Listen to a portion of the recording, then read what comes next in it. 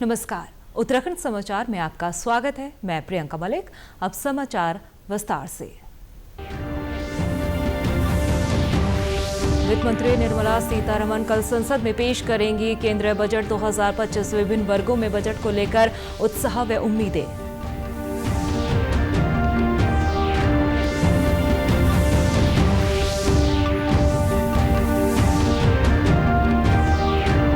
Budget से पहले वित्त मंत्री ने आज संसद में पेश किया आर्थिक सर्वेक्षण 2024 व 25। वैश्विक अनिश्चितता के बीच साल 2025 व 26 में जीडीपी 6.3 से 6.8% की दर से बढ़ने का जताया अनुमान। राज्य सरकार की ओर से आगामी बजट को लेकर वित्त मंत्री ने हितधारकों के साथ किया संवाद। कहा, बजट 2025 व 26 में समस्त हितधारकों की बातों का लिया जाएगा संज्ञान।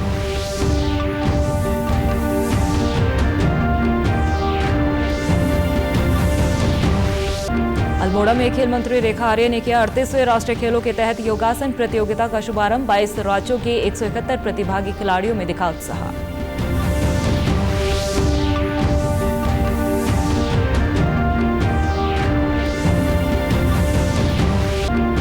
और देहरादून के गांधी शताब्दी अस्पताल में खुला मॉडल टीकाकरण केंद्र। बच्चों के लिए अब 7 दिन टीकाकरण की सुविधा। कामकाजी अभिभावकों में खुशी।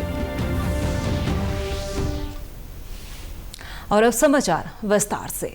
वित्त मंत्री निर्मला सीतारमण कल 1 फरवरी 2025 को सुबह 11 बजे संसद में केंद्रीय बजट 2025 पेश करेंगी। केंद्र सरकार द्वारा पेश किए जाने वाले इस बजट को लेकर विभिन्न वर्गों के लोगों ने अपनी उम्मीदें और प्रतिक्रियाएं व्यक्त की है। उनका मानना है कि बजट सभी के लिए बेहतरीन होना चाहिए। उद्योग जगत को भी इससे काफी उम्मीदें हैं। देखिए, उम्मीदें तो बहुत लगा रखी हैं क्योंकि हम एमएसएमई सेक्टर से बिलोंग करते हैं। और जैसा कि सुनने में भी आ रहा है कि वित्त मंत्री जी इस बार शायद एमएसएमई सेक्टर की जो लिक्विडिटी की प्रॉब्लम है, रेट ऑफ इंटरेस्ट की प्रॉब्लम है, उसको शायद एड्रेस करेंगी। तो हम समझते हैं कि कुछ ना कुछ हम लोगों को ज़रूर मिलेगा। उसी के साथ साथ टैक्स सिंप्लीफिकेशन और टैक्स रेट पे भी शायद कुछ ना कुछ निर्णय आएगा। ये सारी उम्मीदें हम वित्त मंत्री जी के इस बजट से लगाए हुए बैठे हैं। शिक्षा से जुड़े व्यक्ति चाहते हैं कि शिक्षा का बजट बढ़ाया जाए ताकि विद्यार्थियों को बेहतर संसाधन उपलब्ध कराए जा सके।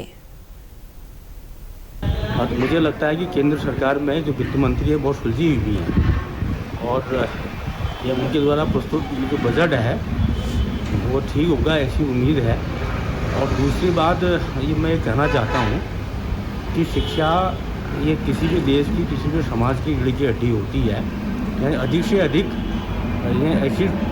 ऐसी कोशिश होती जो नया बजट है उसमें शिक्षा के क्षेत्र में अंशदान को अधिक होना चाहिए। तो मेरा यहाँ पर ये मानना है कि जब यूनिवर्सिटी वर्ल्ड लेवल पर की यूनिवर्सिटी है, इतना काम कर रही है और ये यूनिवर्सिटी है जो कि पूरे उत्तराखंड के लिए एक हीरे की तरीके से है, जो कि बहुत शिक्षा के क्षेत्र में, साथ में किसानों के लिए भी काम करती है। लगातार उनको हर तरीके से महिलाओं के लिए, किसानों के लिए, हर एक के लिए काम करती है। तो हमें बजट की अत्यंत आवश्यकता है और हमें उम्मीद है कि हायर एजुकेशन के लिए सरकार ज़रूर बजट देगी।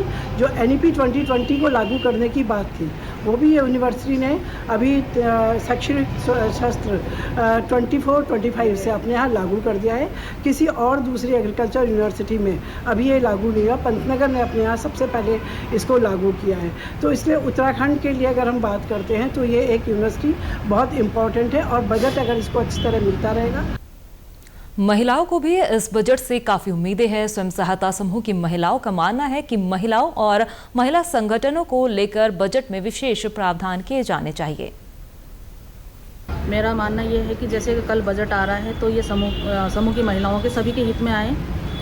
जैसे कि हमारे क्लस्टर जो है 2019 में इसका गठन हुआ था क्लस्टर का, तो इसमें सभी महिलाओं को अपेक्षा है, जैसे हमारे उसमें कम से कम 6 संगठन है। 6 संगठन में हम चाहते हैं कि सभी के अपने अपने ग्राम पंचायत स्तर पे अपना अपना संगठन भवन हो, ताकि उसमें अच्छी तरह से वो मीटिंग कर सकें। महिलाओं को शौचालय की दिक्कत होती है, इधर उधर मीटिंग करने में परेशानी होती है, उन परेशानियों का सामना करना पड़ता है। दूसरा, महिलाओं की जो बच्चे हैं वो शिक्षित हो, क्योंकि एजुकेशन लोन लेने में बड़ी परेशानी होती है, उसमें काफ़ी दस्तावेज लगते हैं। जो हमारे समूह जैसे क्लस्टर है, समूह है, संगठन है, इसमें अधिकतर जो लोनिंग जो पास होते हैं वो रोज़गार के पर्पज़ से होते हैं। तो महिलाओं को, जो समूह की महिलाओं के जो बच्चे हैं उनको इतना लोन नहीं मिल सकता, उसके लिए हमें बैंक में चक्कर काटने पड़ते हैं। तो मैं चाहती हूँ उसमें छूट मिले। और समूह जो है, जो बेरोजगार या मतलब गरीब महिलाओं से संबंधित, मतलब महिलाएं उसमें जुड़ी हुई हैं, सरकार को जो सबसे पहले तो बेरोजगारी, जो बच्चे समूह की महिलाओं के पढ़े लिखे बच्चे हैं उनको सबसे पहले तो रोजगार की उम्मीद है। फिर उसके बाद जो भी बजट सरकार देती है थोड़ा बहुत महंगाई पर, और जैसे बच्चे पढ़ने लिखने वाले हैं तो बजट नहीं हो पाता, तो जैसे हम लोन वगैरह लेकर बच्चों की पढ़ाई करवाते हैं तो उसमें भी थोड़ा मतलब छूट होनी चाहिए। वित्त मंत्री निर्मला सीतारमण ने आज संसद में आर्थिक सर्वेक्षण वित्त मंत्री सीतारमण ने आज आर्थिक सर्वेक्षण 2024-25 पेश कर दिया है। सर्वेक्षण में बताया गया है कि वित्त वर्ष 2025-26 में वैश्विक अनिश्चितता के बीच भारत की जीडीपी 6.3 और 6.8% की दर से बढ़ सकती है।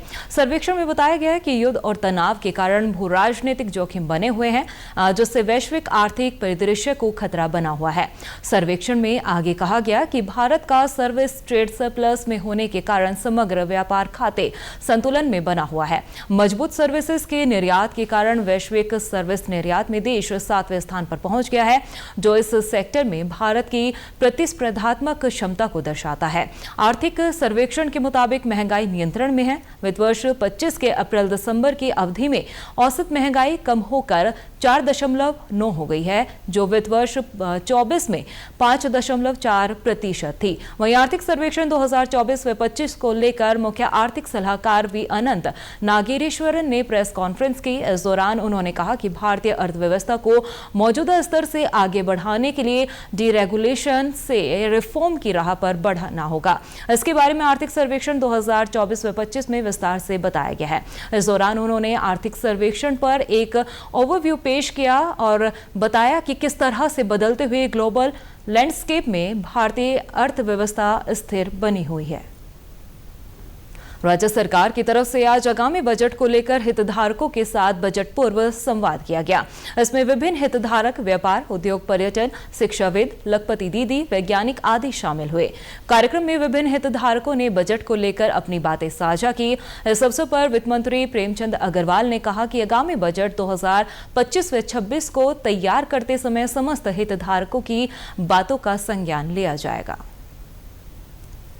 हम कैसे प्रस्तुत कर सकें, कैसे हम अपने प्रदेश का चहुमुखी विकास कर सकें, उस बजट में उनकी भी सहभागिता हो सुझाव के रूप में। तो हम संवाद करते हैं, बातचीत करते हैं, और आज उसी कार्यक्रम के क्रम में ये मेरा संवाद का कार्यक्रम यहाँ पे भी चल रहा है, जिसमें सभी विचारक अपने अच्छे सुझाव यहाँ पे दे रहे हैं, महत्वपूर्ण सुझाव दे रहे हैं। अपने अपने क्षेत्र में बहुत अच्छा वो लोग काम करते हैं और निश्चित रूप से उनका भी विकास में एक बड़ा योगदान है। तभी उनको हम लोग आमंत्रित करते हैं, सुझाव मांगते हैं। और आप जानते हैं इससे पहले व्हाट्सएप, ट्विटर, उन तमाम माध्यमों से भी हम लोग जनता से भी सुझाव मांगते हैं कि ये हमारा बजट जनता के लिए बजट हो और माननीय मुख्यमंत्री जी के मार्गदर्शन में अच्छा बजट प्रस्तुत कर सके। उस दिशा में ये बढ़ता हुआ कदम है और ये लगातार हम चौथी बार ये कार्यक्रम यहाँ कर रहे हैं, क्योंकि कुछ नवाचार हम करें। ये हमें प्रेरणा माननीय प्रधानमंत्री आदरणीय मोदी जी के आशीर्वाद से मिलती है। तो नवाचार करने का भी काम करते हैं, अपना बजट कैसे अच्छा उसके लिए भी प्रयास करते हैं। विभिन्न क्षेत्रों से आए लोगों ने इस तरह के कार्यक्रम को बेहद महत्वपूर्ण बताया। उन्होंने कहा कि इस तरह का संवाद होने से राज्य को एक बेहतर बजट मिल सकेगा। उन्होंने अपने विचार भी कार्यक्रम में साझा किए। तो बहुत अच्छा कार्यक्रम है। हम तो शुरू से ही कर्मचारी संगठन के रूप में इसकी डिमांड करते रहे हैं कि बजट को लेकर के, राज्य के राजस्व को लेकर के एक परिचर्चा रखी जाए, जिसमें कर्मचारी संगठनों के साथ स्पेशली अलग से रखा जाए। मैं आज आ गया हूँ संजोग से, तो मैं अपनी बात रखूँगा कि जो है मेरी अभी जानकारी में आया है कि SHA को जो हमारा गोल्डन कार्ड है उसके लिए जो पहले रिम्बर्समेंट का बजट होता था वो नहीं दिया जा रहा है उसको, जिससे कि भुगतान में समस्या आ रही है। अभी तक जो भुगतान हो रहा है वो केवल हमारी जो कटौती की जा रही है उससे किया जा रहा है। हमारी मांग ये है, हमने अपर मुख्य सचिव वित्त की बैठक में इस बात को उठाया भी था कि जब हम रिम्बर्समेंट के भी हकदार हैं, जो सरकार से जो बजट मिलता था वो बजट इसको क्यों नहीं दिया जा रहा है एसएचए को। बजट पे आज चर्चा होनी है, उसमें जो हमारा जो मानना है कि शिक्षा एक ऐसा क्षेत्र है जिसमें कि क्या कहते जितना ज़्यादा से ज़्यादा बजट का प्रोविज़न किया जा सके वो किया जाना चाहिए। जैसे पिछले बार जो है कि से 2023-24 और 24-25 के जो बजट का जो मैं ये उत्तराखंड का अभी देख रहा था, जो शिक्षा स्पोर्ट्स और उसमें क्या कहते हैं जो व्यवस्थाएं की गई थी उसमें लगभग 12% इन्होंने बढ़ाया है। तो हमारा तो एक मानना है कि 12 नहीं, ये कम से कम 20% की बढ़ोतरी होनी चाहिए, जिससे कि यूनिवर्सिटीज़ हायर एजुकेशन के जितने भी इंस्टीट्यूट हैं प्रदेश में उनको उनका इंफ्रास्ट्रक्चर उनको बनाने के लिए मिले और के लिए पैसा मिले और ज़्यादा से ज़्यादा पैसा मिले, प्लस क्या कहते हैं डिसेबल पर्सनस के लिए जो क्या कहते हैं उनके एक्सेसिबल करने के लिए कि भाई वो कैंपस में आ सकें और आराम से, तो उसके लिए भी पैसा अलग से की व्यवस्था बजट में की जानी चाहिए। देहरादून के गांधी शताब्दी अस्पताल में मॉडल टीकाकरण केंद्र खोला गया है, जिसके तहत अब बच्चों को टीकाकरण के लिए 7 दिन सुविधा मिलेगी। यहाँ प्रत्येक दिन सुबह 8 बजे से रात्रि 8 बजे तक टीकाकरण कराया जा सकता है। इसमें जनमानस खासकर कामकाजी महिला और पुरुषों को काफी फायदा मिलेगा। देहरादून जिलाधिकारी सविन बंसल के मुताबिक इसका उद्देश्य टीकाकरण में आने वाली किसी भी समस्या को दूर करना और आम नागरिकों को सहूलियत देना है।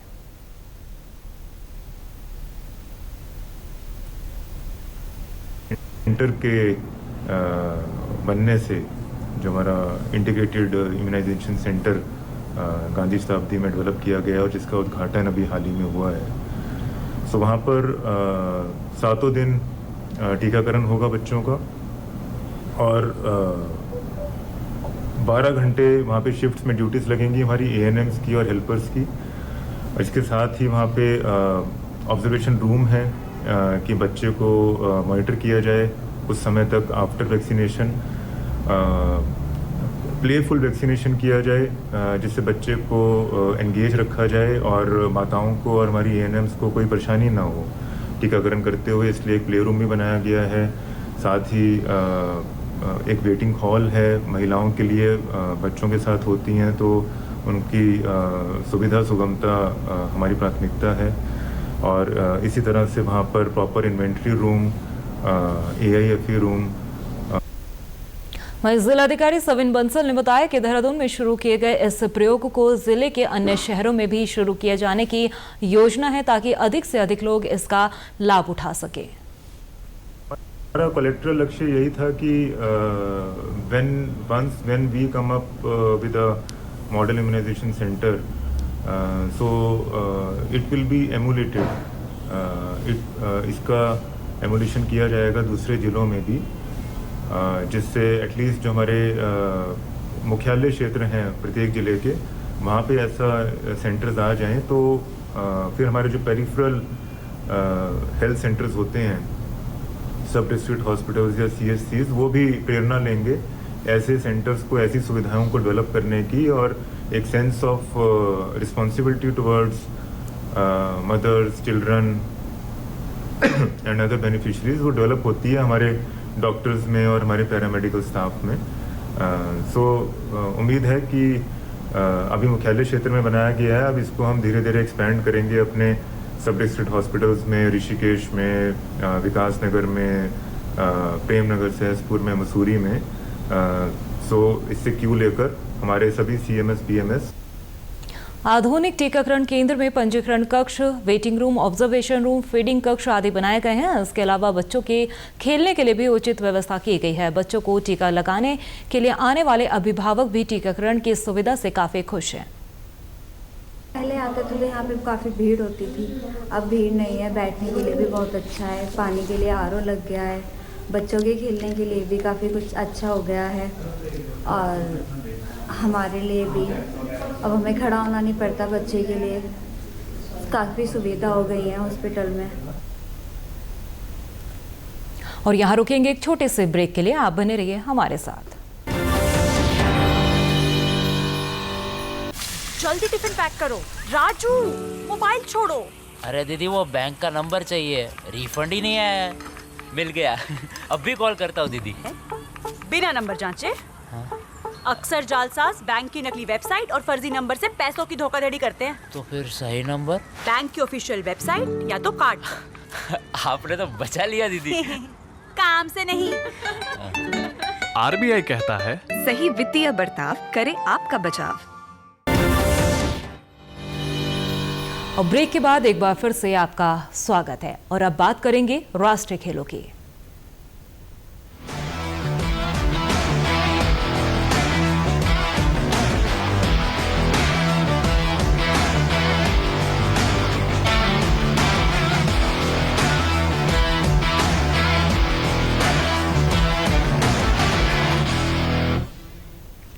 अल्मोड़ा में 38वें राष्ट्रीय खेलों के तहत योगासन प्रतियोगिता का शुभारंभ खेल, युवा कल्याण, महिला सशक्तिकरण, बाल विकास मंत्री रेखा आर्य ने किया। इस अवसर पर जिलाधिकारी आलोक कुमार पांडे, एसएसपी देवेंद्र पिंचा सहित खेल विभाग के अधिकारी और जनप्रतिनिधि मौजूद रहे। राष्ट्रीय खेलों के तहत योगासन प्रतियोगिता 31 जनवरी से 4 फरवरी तक चलेगी, जिसमें गुजरात, महाराष्ट्र, आंध्र प्रदेश, तमिलनाडु, उत्तराखंड, उत्तर प्रदेश, पंजाब, बिहार सहित 22 राज्यों के 171 खिलाड़ी हिस्सा ले रहे हैं। प्रतियोगिता 5 श्रेणियों में आयोजित की जाएगी, जिसमें ट्रेडिशनल योगासन, आर्टिस्टिक योगासन, single, artistic pair, rhythmic pair और आर्टिस्टिक ग्रुप शामिल है। इन सभी श्रेणियों में कुल 66 पदक दिए जाएंगे, जिसमें 22 स्वर्ण, 22 रजत और 22 कांस्य पदक शामिल है। इस मौके पर मंत्री रेखा आर्य ने सभी प्रतिभागियों को शुभकामनाएं दी। मैं आज अपने अल्मोड़ा वासियों को बहुत शुभकामनाएं देती हूं कि आज जनपद अल्मोड़ा जो है वह योगासना का मेजबानी कर रहा है। 38 नेशनल गेम का एक महत्वपूर्ण इवेंट जो है योगासना है और उसकी मेजबानी जो है अल्मोड़ा के द्वारा, यानी कि एक पहाड़ी और सांस्कृतिक जनपद से होना बहुत ही शुभ संकेत है। निश्चित रूप से आने वाले समय में जिस प्रकार से 38वें राष्ट्रीय खेलों के इवेंट्स आज जैसे योगासना यहाँ पर अल्मोड़ा में हो रहा है, पिथौरागढ़ में बॉक्सिंग आज शुरुआत हो रही है, तो मैं समझती हूँ कि बहुत शुभ संकेत है आने वाले समय के लिए भी। जैसे हमारे माननीय प्रधानमंत्री जी ने कहा है कि अब जो है खेल जो है वो करियर की ओर अग्रसर हो चुका है, तो मैं यही उम्मीद करती हूँ कि हमारे बच्चे इसमें बेहतरीन प्रदर्शन देते हुए अपने करियर के रूप में योगासना को भी अपनाएंगे और अपने बॉक्सिंग को भी अपनाएंगे और अलग-अलग इवेंट्स में जहाँ जहाँ हमारे खिलाड़ी पार्टिसिपेट कर रहे हैं, निश्चित रूप से ये उनके करियर में चार चांद लगाने का काम करेगा। तो मैं बहुत शुभकामनाएं देती हूँ। महाराष्ट्र से योगासन प्रतियोगिता में प्रतिभाग करने आए रुपेश सांघी ने कहा कि वे अल्मोड़ा में योगासन प्रतियोगिता में प्रतिभाग करने आए हैं। वे प्रयास करेंगे कि अधिक से अधिक मेडल हासिल कर सकें। नाम रुपेश सांघे है। मैं महाराष्ट्र से आया हूँ, उत्तराखंड अल्मोड़ा में 38 नेशनल गेम्स खेलने के लिए। तो हमारी अच्छे से ट्रेनिंग हुई है। अभी हम चाहते हैं कि ज़्यादा से ज़्यादा मेडल अल्मोड़ा से ले जाए और हमारे महाराष्ट्र का नाम रोशन करें। और अल्मोड़ा के धन्यवाद देता हूँ कि इतने सारे अच्छा अरेंजमेंट्स करने के लिए और हमको फैसिलिटीज़ बहुत अच्छे दिए, तो उनके लिए धन्यवाद। वहीं महाराष्ट्र से योगासन प्रतियोगिता के कोच संदेश रमन खरे ने कहा है कि योगासन प्रतियोगिता में वे 12 प्रतिभागियों को लेकर आए हैं। यहां उन्हें बेहतर रहना, खाना व अन्य सुविधाएं मिल रही हैं। बढ़िया अच्छी जगह में कॉम्पिटिशन हो रही है और हम लोग 2 दिन से प्रैक्टिस भी कर रहे हैं। थोड़ा सा एडजस्टमेंट हम लोग हो गए ठंडी के साथ में, लेकिन अच्छा अरेंजमेंट किया गया है यहाँ पर और अच्छी सब सुविधाएं बच्चों को अच्छा हो रहा है। स्पेशली यहाँ पर खाने की जो व्यवस्था की गई है बेस्ट है, जिससे बच्चों को मतलब जो फ्रूट्स मिलना चाहिए बहुत अच्छी तरह से मिला है और बाकी सब व्यवस्था अच्छी तरह से की गई है। आज से हमारे इवेंट शुरू होने वाले। हमारे महाराष्ट्र की थोड़ी बड़ी होती है। हमारे टोटल 12 खिलाड़ी यहाँ पर आए हैं, जिसमें आर्टिस्टिक ग्रुप है हमारा girls and boys, rhythmic pair है girls and boys, artistic pair है गर्ल्स एंड बॉयज़, साथ ही उसमें ट्रेडिशनल के भी दो गर्ल्स एंड बॉयज़ के 2 बच्चे हमारे। और ये मतलब महाराष्ट्र हर इवेंट में परफॉर्मेंस कर रहा है, ये हमारे लिए गौरव की बात है। गुजरात से आई प्रतिभागी कोमल ने कहा कि गुजरात के 5 बालक और 5 बालिकाएं योगासन प्रतियोगिता में हिस्सा ले रहे हैं। हम यहाँ पे कंपटीशन खेलने के लिए 38 नेशनल गेम खेलने के लिए आए हुए हैं। इसमें हमारे 5 गर्ल्स हैं और 6 बॉयज़ हैं।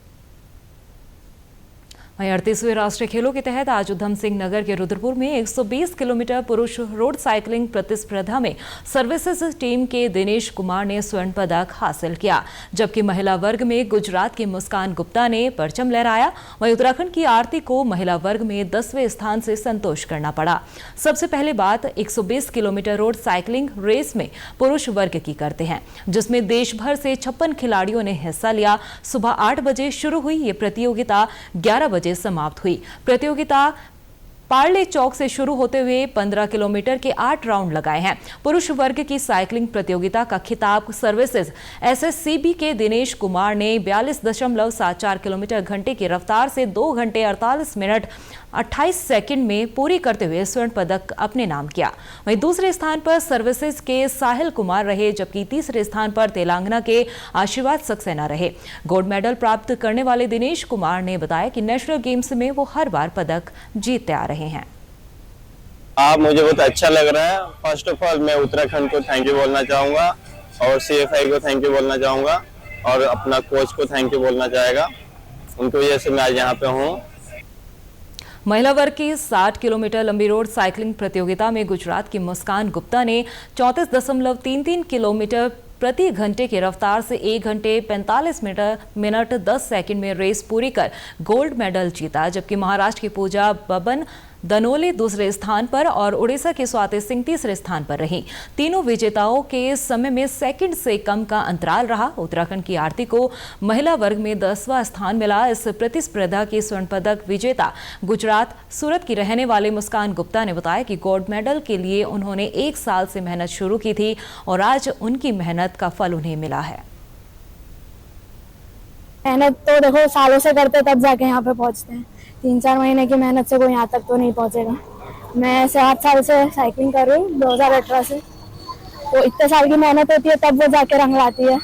एट ए टाइम कुछ नहीं होता और बाकी भगवान की।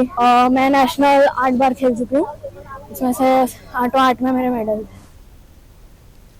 उधर टिहरी जिले के शिवपुरी में गंगा किनारे खेले जा रहे बीच हैंडबॉल प्रतियोगिता के पुरुष वर्ग में सर्विसेज स्पोर्ट्स कंट्रोल बोर्ड ने उत्तराखंड की हैंडबॉल टीम को हराकर स्वर्ण पदक अपने नाम कर लिया है, जबकि उत्तराखंड को रजत पदक से संतुष्ट करना पड़ा। दोनों टीमों के खिलाड़ियों ने जीत के लिए कड़ा संघर्ष किया, लेकिन कामयाबी एसएससीबी के हाथ लगी। एसएससीबी के कप्तान अर्जुन ने बताया कि उनकी टीम तीनों सेना, आर्मी, नेवी और एयरफोर्स के कुशल खिलाड़ियों से सुसज्जित है। इन खिलाड़ियों की मेहनत के बल पर ही आज उन्हें हैंडबॉल प्रतियोगिता में राष्ट्रीय स्तर पर स्वर्ण पदक हासिल हुआ है। विशेष के लिए जैसे कि हमें लास्ट टाइम 35 जो से पिछले नेशनल गेम हुआ था, हमारी वहाँ भी चैंपियन टीम थी और अभी भी चैंपियन हुई। इसके लिए हमने तीनों फोर्सेस के, हमारे एयरफोर्स, आर्मी, नेवी में से जो बेस्ट प्लेयर निकाल के सिलेक्शन करके कैंप लगाया। कैंप भी हमारा बहुत लंबा लगा। इस संघर्ष को हासिल करने के लिए हमने बहुत ही मेहनत करी और आज मतलब बहुत ही अच्छा फील हो रहा है। फिर से फिर हमारा गोल्ड मेडल आया है यहाँ पर, लास्ट ईयर भी और अभी भी। वहीं महिला वर्ग के फाइनल में हरियाणा की बेटियों ने केरल को एक तरफा मैच हराकर स्वर्ण पदक अपना कब्जा बरकरार रखा। पिछले राष्ट्रीय खेलों में भी हरियाणा की महिला वर्ग की हैंडबॉल टीम ने स्वर्ण पदक जीता था। वहीं हरियाणा महिला हैंडबॉल टीम की कप्तान प्राची ने कहा कि उनकी जीत का श्रेय पूरी तरह से उनके कोच जुगमेंद्र सिंह को जाता है।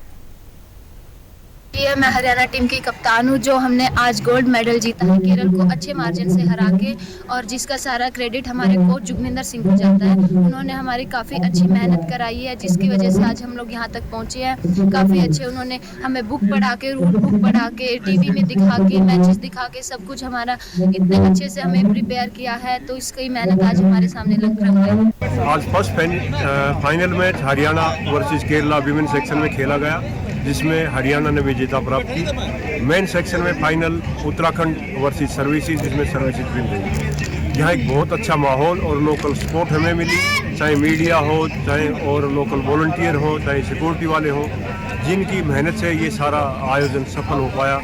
और खासकर यहाँ के SDM देवेंद्र नेगी जी, जो डे फर्स्ट से सारी सुविधाएँ, सारा कुछ उन्होंने करवाया। वहीं 38वें राष्ट्रीय खेलों के दौरान अंतर्राष्ट्रीय स्टेडियम हल्द्वानी में आज महाराष्ट्र और दिल्ली के बीच खो-खो प्रतियोगिता का सेमीफाइनल मैच खेला गया। मैच के दौरान दोनों ही टीमों ने शानदार प्रदर्शन किया। सेमीफाइनल मैच में महाराष्ट्र की खो-खो टीम विजेता रही। इस दौरान महाराष्ट्र टीम की कप्तान प्रियंका ने बताया कि उनके द्वारा बेहतरीन प्रदर्शन किया गया और कल फाइनल में भी वो अपनी दमदार उपस्थिति दर्ज करेंगी। बहुत अच्छा लगा। आज हमारा सेमीफाइनल था दिल्ली के साथ। बहुत अच्छे से हमने स्ट्रेटेजी प्लानिंग बनाई थी। हमारे कोचेस ने भी बहुत अच्छे से हमें कल रात को ही कैसे हमारे दिल्ली के अगेंस्ट खेलना है वो बताया था।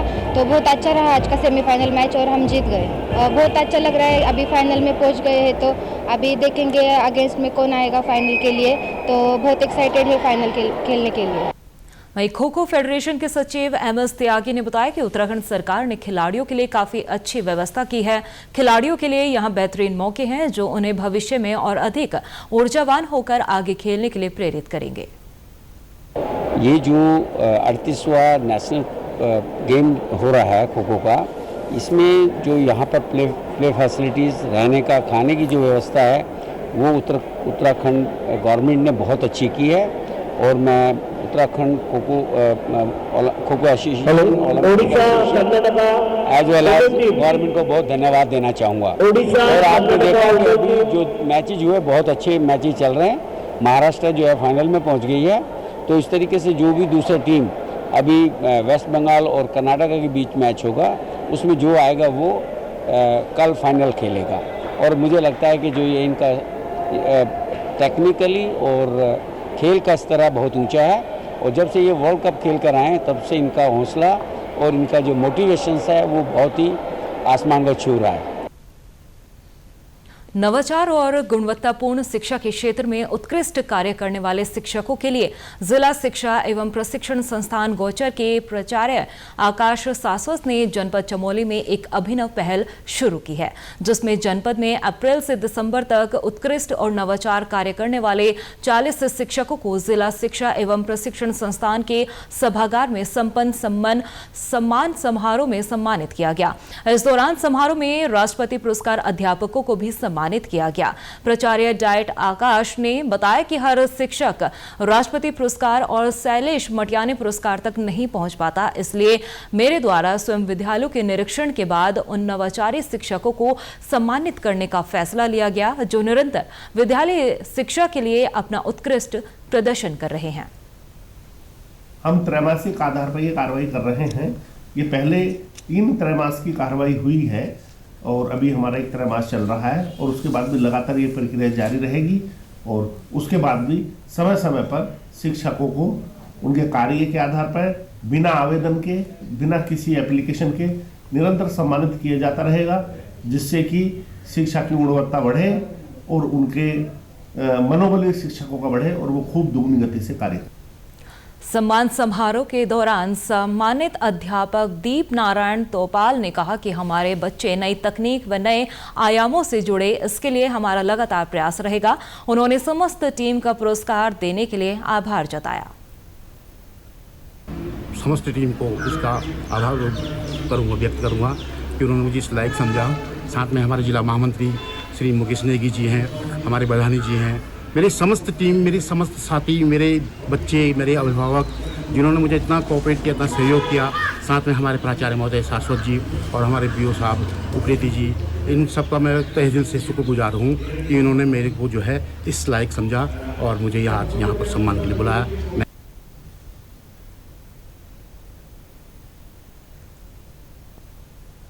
और प्रदेश से जुड़े अपडेट्स के लिए आप हमसे सोशल मीडिया के माध्यम से भी जुड़ सकते हैं। हमारा एक्स हैंडल है DD News_देहरादून, हमारा फेसबुक पेज है DD News उत्तराखंड, हमारे YouTube channel DD News Uttarakhand को आप सब्सक्राइब करें और हमारे Instagram page DD News Uttarakhand को भी फॉलो करें। नमस्कार।